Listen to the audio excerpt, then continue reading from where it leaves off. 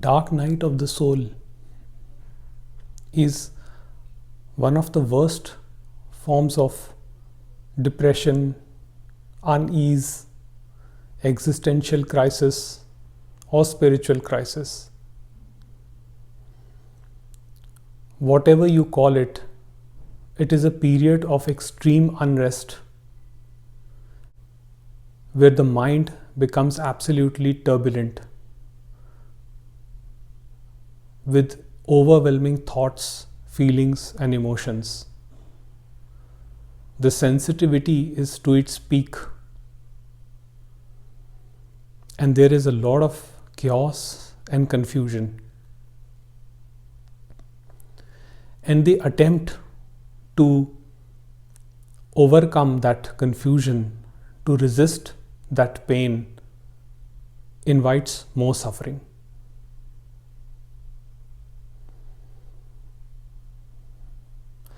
The problem is that our sense of personal identification begins to loosen. That contracted energy that we call me, it begins to dissipate. And the dying ego creates a lot of pain and suffering. So this period is a period of confusion, because the whole paradigm that we created in the past, all of that conditioning now begins to break down.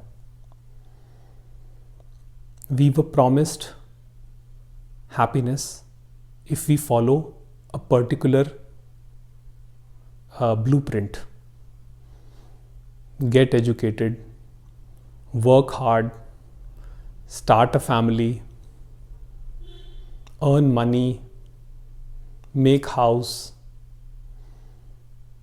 and work all your life, and finally retire and enjoy the fruits of your labor. This paradigm begins to break down, because then you're not sure if it is really going to lead you to the happiness that you seek. This is the first confusion. The second confusion is that the spiritual path I am following, is it any good? Is it going to give me the peace that I desire?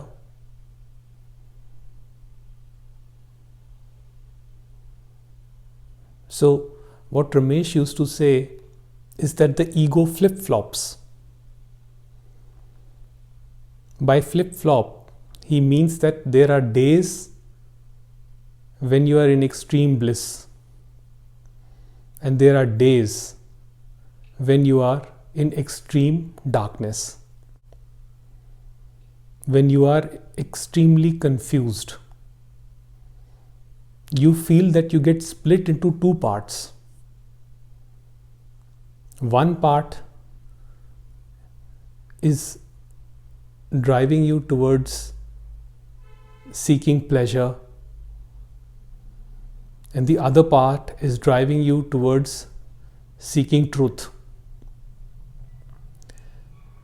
And because of the pull of these two parts, a tension gets created, which causes pain.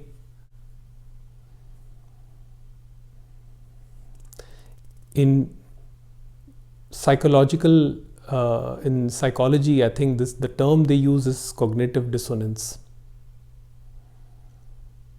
And the confusion is not just about material things, it is about everything. You doubt your mind, you doubt your relationships, you feel scared of the attachments that you hold with other people.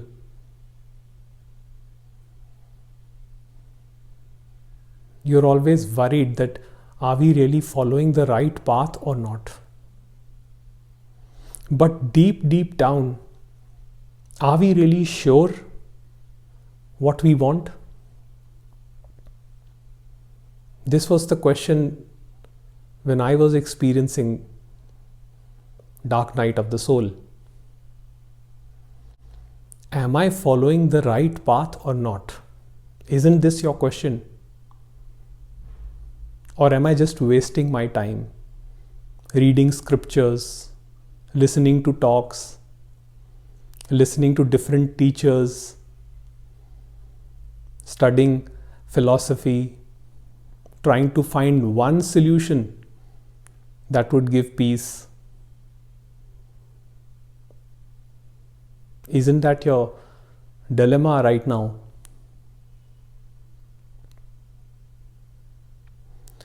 The problem is that it is the nature of mind to create doubt and skepticism. There will never be a time when the mind does not create these during the dark night of the soul. But when you awaken, the ego awakens to its illusory existence. It awakens to the fact that it is a phantom.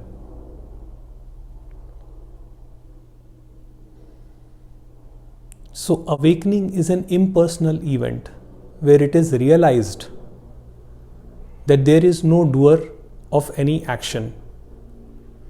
Things happen, phenomena happens, but there is no doer of any action. When this knowledge goes deep into the being and awakens the heart, it is then that we realize that there is nothing to wake up to. And beyond nothing, and beyond being and non-being, beyond thing and no thing, is the source. Source creates the suffering, and only the source can end the suffering. Yes, your guru, your master, or whoever you look up to may comfort you, but no living being has the power to end the dark night of the soul within you, because you did not start the seeking. Source started the seeking within you, and source only will end that.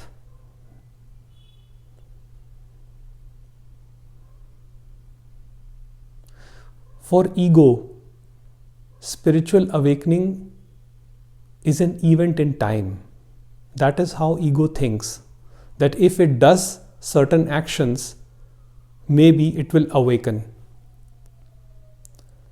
What the ego does not know, that the sheer fact that it's doing itself is obstructing the reality. And this is something very difficult for the ego to accept. Therefore, to avoid that discomfort, the discomfort of its non-existence, the ego mind creates diversions. Diversions in the form of spiritual seeking. Diversions in the form of belief that I am not there yet. That maybe there is one way, there is something that I can do to reach there.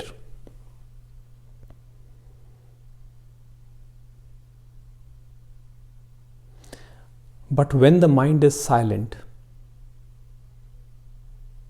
when the ego completely suspends all notions of doership, the light of pure awareness shines through and through.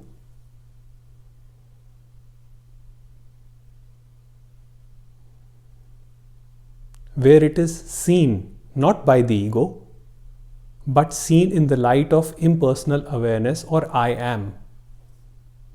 That everything shines in the I am.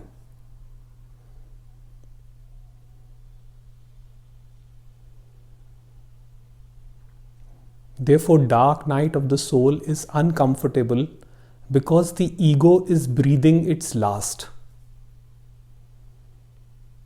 So if you had a spiritual experience where you saw oneness with everything, that is the grace of God. Where you got a glimpse of the truth. The bliss you felt in the moment was because there was no ego in that moment. And now, the ego comes up later on after the moment has passed and when the experience is over, and it wants to claim ownership over that experience, saying that I experienced that. But the thing is that the experience happened through the grace of God, and the doership of the ego mind will be annihilated through the will of God.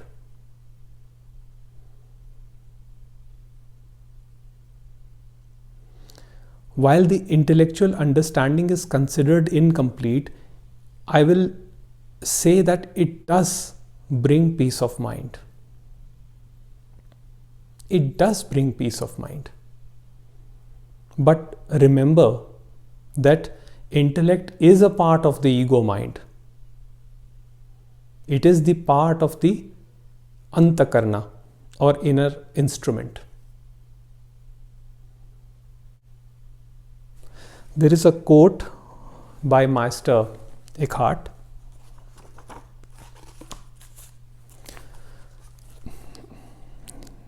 He says, spirituality is not to be learned by flight from the world, or by running away from things, or by turning solitary and going apart from the world. Rather, we must learn an inner solitude wherever or with whomsoever we may be. We must learn to penetrate things and find God there.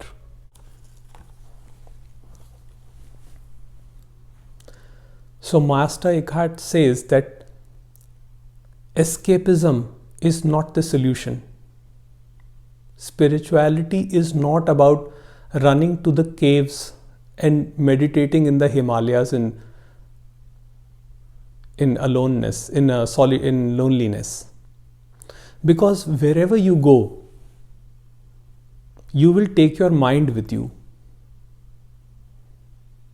You can run off to an ashram in search of the truth. And that may happen as a part of spiritual seeking. Running away to an ashram or living in loneliness may happen. So if it is happening to you right now, don't despair. Because it is the part of the Creator's perfect plan. The imperfections of life are a part of the Creator's perfect plan. So by running away from the world, you do not achieve the unity consciousness.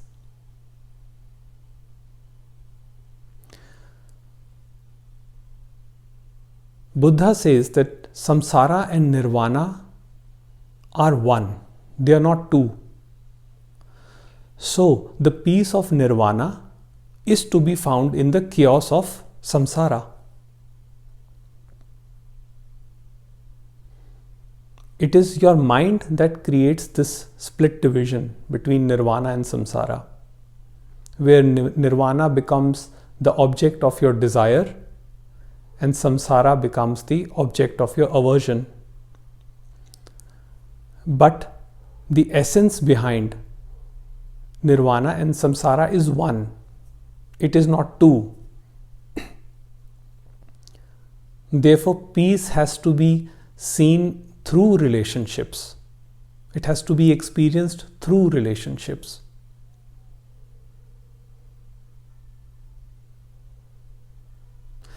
There is another quote by Master Eckhart which says that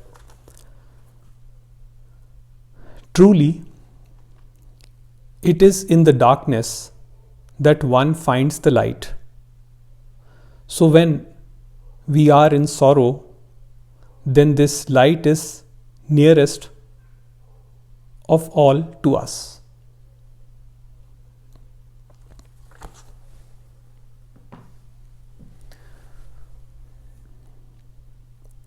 Now, if you see what is darkness and what is light, if you carefully see this, what you will find is that it is your mind that is creating darkness and light.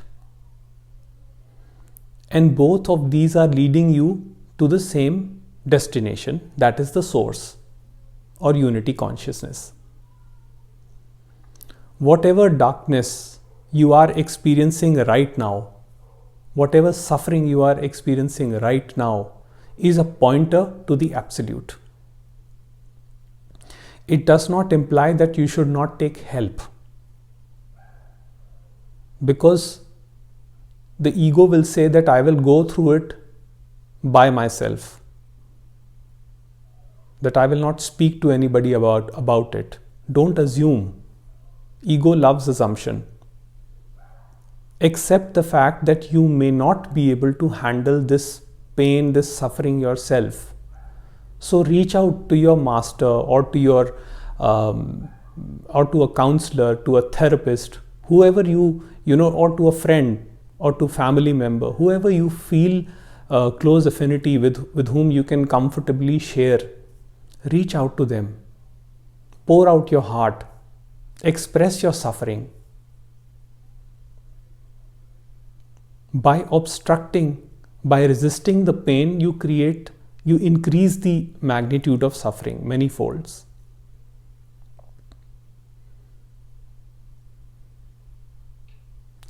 Dark night of the soul is a pointer to the Absolute. What you perceive as darkness is light only.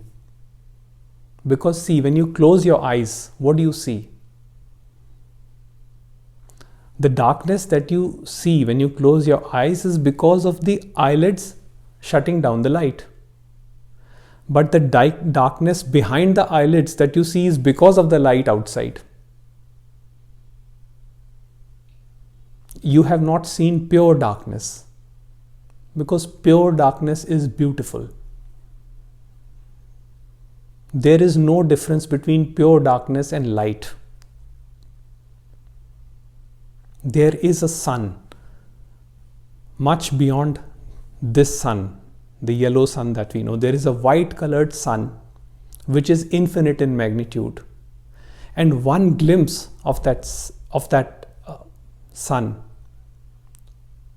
dissolves the ego.